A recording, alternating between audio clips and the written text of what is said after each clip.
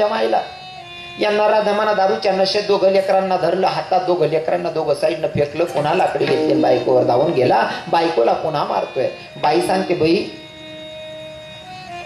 भर चौकात मारतोय, या दारुड्याचा संसार करत होती तरी याला माझी कदर नाही.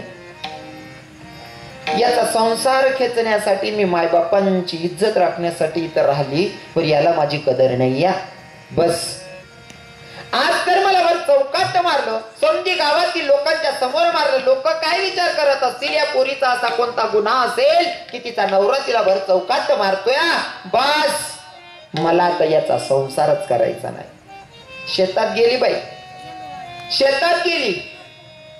कपाशीला फवारणी मारण्यासाठी औषध घेतलेलं होतं. शेतात गेली, पॉयझनचा डब्बा हातात, ते विष प्राशन करणार, विष प्राशन करणार. पण नजरेच्या समोर दोन चिमुकले लेकरं आली, मुलगा आणि मुलगी. बाई ग, आता जर का मी हे विष प्राशन केलं, मी तर मरेल, पण माझ्या लेकरांचं काय व्हायचं. बाई म्हणते, आजच्या दिवस घरी जाते, माझ्या हातून माझ्या लेकरांना काहीतरी गोडधोड करून खाऊ घालते, नंतर काय करायचं ते करते म्हणले. बाई घरी आली. या नराधमानं घरात काहीच नाही राहू दिलेलं. बाई दुकानदाराकडे गेली, दुकानदाराचे पाय धरले, दुकानदाराला सांगितलं, दादा मला थोडीशी डाळ आणि थोडासा गुळाचा खडा द्या हो, माझ्या लेकरांना काहीतरी गोडधोड करून खाऊ घालायचे हो, माझ्याकडे पैसे नाहीत, उधारीनं द्या ना मला माल, मला मजुरी लागली का मी तुमची उधारी चुकवते म्हणले. दादा दुकानदाराकडनं उधार गुड आणि डाळ आणली, पुरणाची पोळी बनवली. संध्याकाळची वेळा दोघं लेकरांना जवळ धरून बसली. बाई डोळ्यातून गडागडा अश्रू वाहत होते, डोळ्यातून गडागडा अश्रू वाहता, अश्रूना ओली चिंब झालेली पोळी त्या लेकरांना घास भरवत्या आणि त्या पोराला सांगते, दादा खा पोळी, पर बेटा ऐक ना, उद्या जर या जगात मी नसेल ना,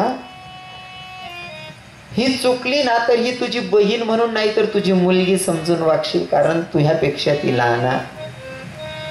आणि पोरीला सांगितलं, दिले जर तुझा दादा तुझ्यावर रागवला ना, त्याच्या बोलण्याक नको जाशील ग, हा तुझा भाऊ नाही तुझा बापच असणार आहे. दोघं लेकरांचा प्रश्न, आई तू कधीच असं न बोलणारी आज अचानक कशी काहून बोलते ग. माई रडते, लेकर रडत होते. त्या वातावरणामध्ये हा दारुडा पुन्हा दारू पिऊन आला. बायकोला म्हणतोय, मला जेवायला वाढ म्हणले. जेवायला वाढ म्हणल्याच्या नंतर बाईनं पुरणाची पोळीचं ताट तयार केलं, नवऱ्याच्या समोर ठेवलं. त्यानं पुरणाची पोळी बघितली, उलटा का ताट तिच्या तोंडावर मारून फेकला. तिच्या तोंडावर ताट मारून फेकलं. बाईला शिवे द्यायला सुरुवात केली, तुला अक्कल आहे का? अगं दारू पिल्याच्या नंतर काय खायला लागतं तुला माहिती नाही का? पुरणाची पोळी का बनवली? बाई म्हणते, घरात काहीच राहू दिलं नाही, तरी मी याला खायला देत्या, तरी पुन्हा मलाच मारतोय. बस नाही करायचा मला याचा संसारच नाही करायचा. आता बस झालं, कंटाळले म्हणले मी याच्या संसाराला. दादा नवऱ्याला अंगणात खाट टाकली, दोघं लेकरांना धरून बाई झोपल्या. एकीकडे मुलगा एकीकडे मुलगी, दोघं लेकरांना धरून झोपल्या. कदाचित त्या लेकरांची आई जवळ झोपायची शेवटची रात्र असेल. मध्यरात्र बाई उठली, विष प्राशन केलं, विष प्राशन केलं आणि आतल्या रूम मध्ये जाऊन बाई पडलेली आहे. सकाळी 7 वाजेला मुलगा उठला, इकडे तिकडे बघतोय, माय काही दिसत नाही. इकडे तिकडे शोधतोय, माय दिसत नाही. घरामध्ये डुंकून बघितलं, भिंतीच्या आडमध्ये माय झोपलेली आहे. 6 वर्षाच्या 8 वर्षाच्या लेकरांना जन्म आणि मरण यातला अंतर सुद्धा कळत नाही, आणि माय तर मरून पडली. पण त्या 8 वर्षाच्या लेकराला काय कळणार आहे? त्या लेकराला वाटलं की माझी माई इथं येऊन झोपली आहे. जवळ आला आईच्या आणि आईला हक्क मारतोय, आई आई अगं उठ ना, आई अगं काहून झोपली, अगं उठ ना. पोरगा रडायला लागला, आई तू आमच्यावर रुसते का ग बाई, असा कोणता गुन्हा झाला? आई तू आमच्या जवळ झोपली होती, उठून इथं घरात काहून येऊन झोपली ग? आई आमचं काही चुकलं का ग बाई, आमच्यावर काही रुसतीये का? पोरगा डसा डसा रडतोय. दादा त्या पोराचा रडण्याचा आवाज त्याच्या चिमुकल्या 6 वर्षाच्या बहिणीनं ऐकला.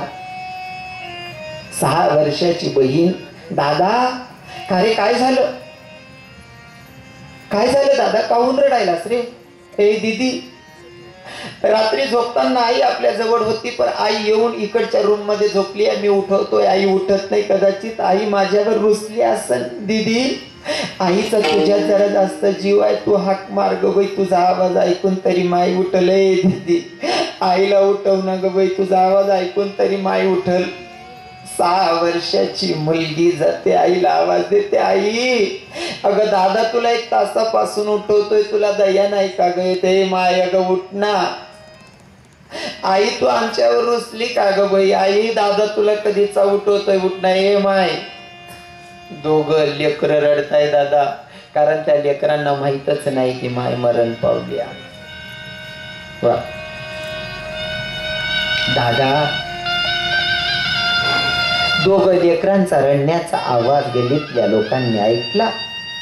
सगळ्या गल्लीतल्या बाया जमा झाल्या आणि त्या बायांनी त्या पोरांना विचारलं, का रे पोराव, काहून रडायलेत रे? का रडताय? त्या पोरानं सांगितलं, आजी, मावशी, 1 तासापासून उठवतोय, माझी आई उठवत नाही या.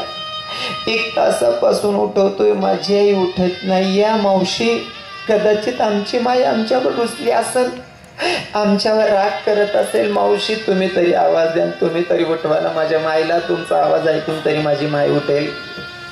त्या गल्लीतल्या बाह्या गेल्या, बाईला रागवायला लागल्या. ए बाई, अगं उठ ना, तुझे लहान लहान लेकरं रडताय, तुला दया नाही का गयत?